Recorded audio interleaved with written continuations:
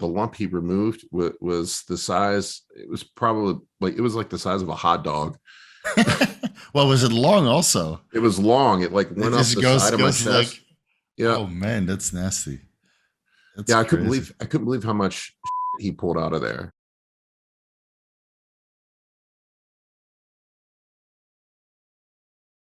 Is Did you where have I'm at any right. issues like retracting your skin? Because that's a very common issue with people who do get a little bit fat, and then want to do a contest prep, is that their skin doesn't retract. Do you think that that didn't happen to you because you used to be in good shape before you took that time off? Well, I'll be honest with you. I had a tummy tuck surgery done Oh, okay. Tell like us 3 or 4 about years it. ago. Yeah, tell us about it. Yeah, I went in. I had a mini tummy tuck where they don't Mhm, actually go through it. It's just the skin. They excise the skin and mhm. pull that tight. They don't actually go and cut the abdominal wall like they do with a full tummy tuck. Right. I don't know. I have mixed feelings about it. I think it helped, Mhm. but I did it at the same time I had the gyno second round of gyno surgery.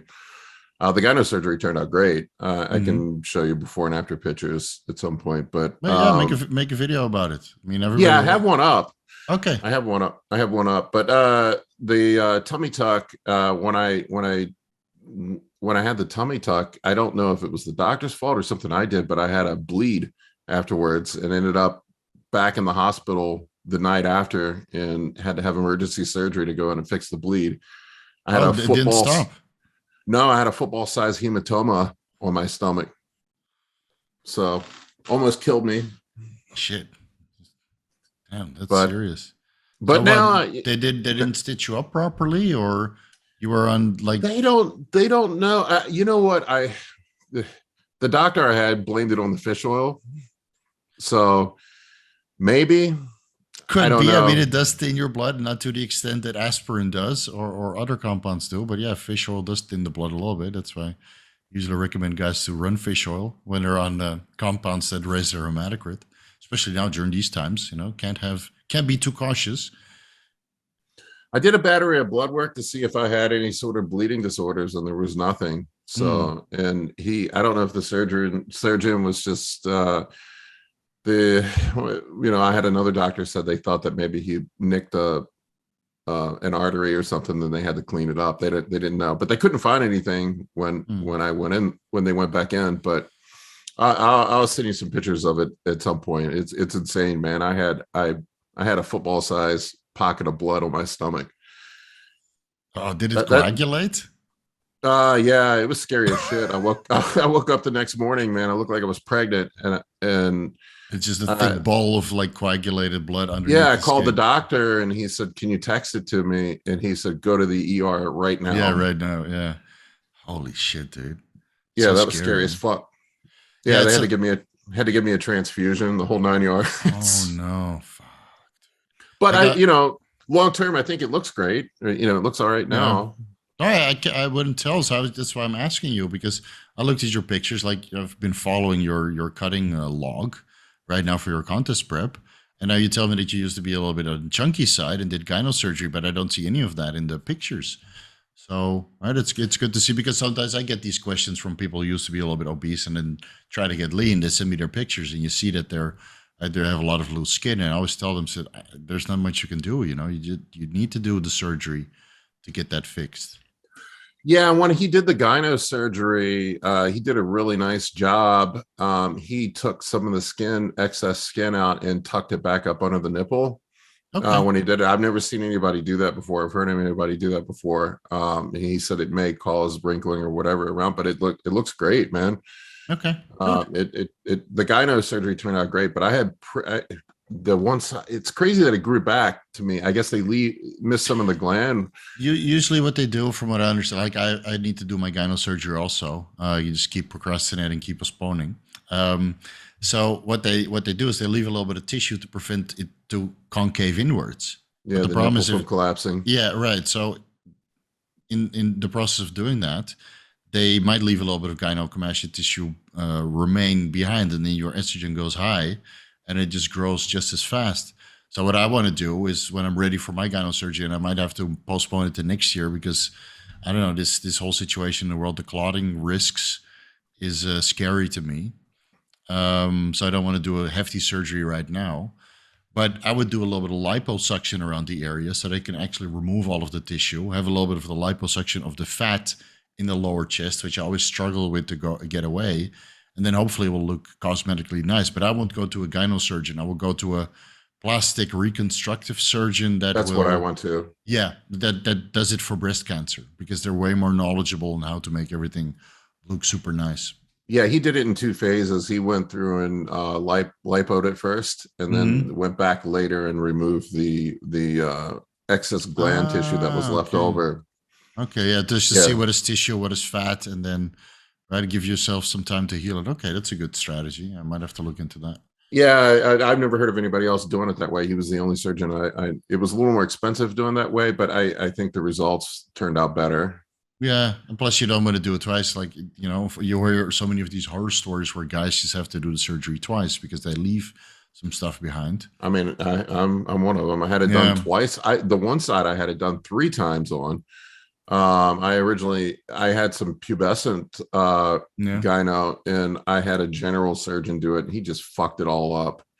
Mm. When the guy that went in and cleaned it up this time, he said the majority of the tissue that was left in there was just scar tissue that he had to remove. So there was a ton of scar. But I had the I wish I had a picture of it to show you, but the lump he removed was the size. It was probably like the size of a hot dog. Well, was it long also? It was long. It like It went up just the side of my goes chest. like, Yeah. oh man, that's nasty.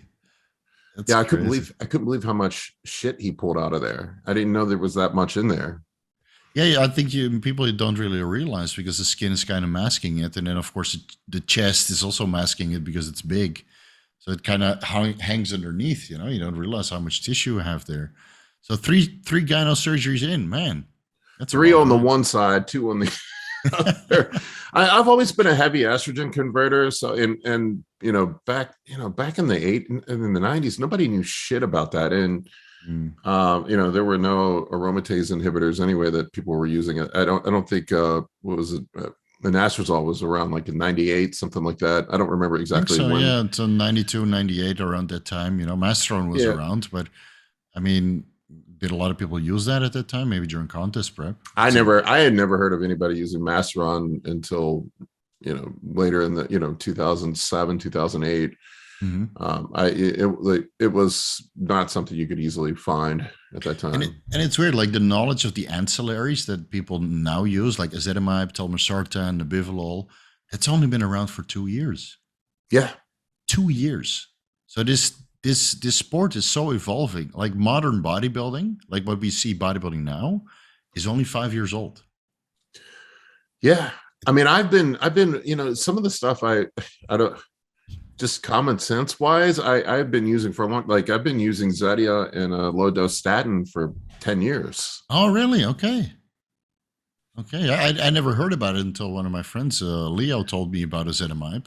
And I was like, man, I never figured about looking into this pathway about how to prevent cholesterol reabsorption in the intestinal tract. Yeah. I didn't even know there was a medication for that. So I tried statins in the past, but I always got a little bit sore from that. And pitavastatin wasn't around, so I use Lipitor, lovostatin, and then Yeah. red yeast rice that was coming a little bit more popular, so I switched that, and that would always keep my lipids in range. And now I just use ezetimibe and cardio, and not too high dosages anymore, and my lipids are quite good. So you've been using that for a long. I mean, my period of time? doctor suggested it. Okay. My doctor's pretty decent, and he Mhm. suggested it a long time ago, and it's worked fairly well for me. My lipids tend to skew anyway, just even without anything. So Mhm. it's genetic, I guess. But Yeah, my wife is the same thing. So my wife's cholesterol levels was always quite high, and she never did anything, and nothing exciting. Not to the extent that we would do as bodybuilders. So I would have to put her on the ezetimibe also. Some people are just genetically prone to have higher cholesterol levels. That's but just every time part I of get it. a calcium CT scan done, it's wild because my doctor was concerned about it. It's always zero. No, that's good. That's Yeah, good. so you would think if I don't know, it just you would think there would be some accumulation with me having No, it's, I mean, uh cholesterol's just part of the problem, right? Plaque buildup is caused by yeah, inflammation and damage to the arteries, or maybe oxidative stress and high blood acidity causing a lot of calcium in the blood, right? And then the LDL foam cells start to attach, it calcifies, and then you have plaque. But it takes a long time. So if you remove the inflammation by following a structured diet and yeah. removing the synthetic carrier oils, um, you know, which also known to cause inflammation. That's a huge issue here in Asia, where people use underground labs produced in India or other countries, and they literally use some carrier oil that's just a solvent. So that causes a lot of inflammation. I see CAC scores of 400, 500 on guys that are 29. That's crazy, man. No, it's And insane. they're gonna have a bypass or a stent and before they're 40. No, they have to quit, and then Yeah. bring the inflammation down, and then do everything you can just to prevent that vein from collapsing. So you are going to be on an angiotensin receptor blocker and a statin and a this and a that. And then still, you have to do the CT scan every year, and the radiation from that might be an issue, or not the most healthy thing. Yeah, I remember, Dante back in the day, he was always you know, very ahead of his time in that area. He was the one that suggested that I be on a blood pressure medicine and a statin. And I talked to my doctor about it. My doctor was open to it. So, Good. that was 15 years ago. Okay, that's good. Yeah, so maybe Yeah. you've been preemptively preventing a lot of stuff from happening right now, like coming close to 40, because that's usually the time where most guys would kind of throw in the towel. But maybe it's also because you had 12 years off. Like, I think the Yeah. cumulative exposure to drugs is ultimately what catches up with you. So if you had a stint of 5 years and then another stint of 5 years or 10 years, it's better than just running that 20 years straight. Yeah. I mean, I did, like I said, I'm almost 50 now. So Mhm.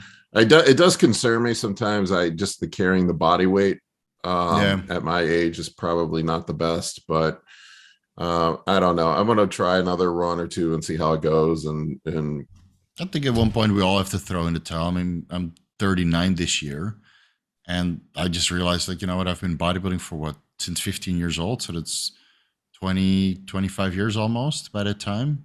On performance enhancing drugs for 15 years at that time. And I think at one point it's just, take it down a notch. Hopefully you've built enough muscle tissue to sustain it on TRT. Nobody will believe you, but that's what you're going to have to do, right?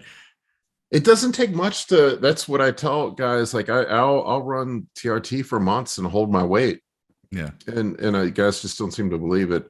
The part that the bug that you get bitten by, and this is where I've made this last year, I think I've made the best progress of my entire life at Mhm. 48, 47, 48 years old. And that really tempts you to keep going. So Right. you have to temper that with the health consequences though too. So I don't know. I don't know if what I'm doing is smart or not, but You can tell by your health parameters, right? If you can't manage them anymore, and things are starting to decline, or you get like weird side effects that you didn't have in the past, then it might be. But it's very hard to let go. Once you're in this lifestyle and you love it so much and you're doing it every day, it's very hard to let go. I mean, I can barely let it go also.